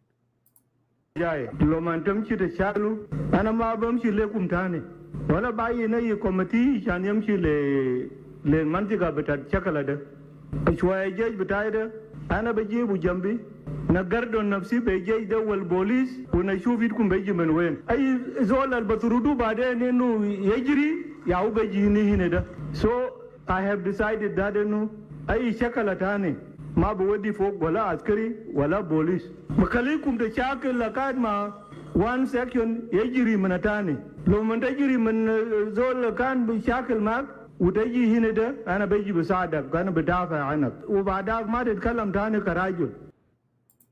ولو في مشكله في حته تاني يقدر يودي جيش فيه، ولو الناس ميتين في ابا نايل وفي في جيكو ومناطق ده لا ما بودي جيش فيه. ده alone will tell you who is Salva Kiir Mayardit. Thank you and have a good night. استاذ دنجير ايوك.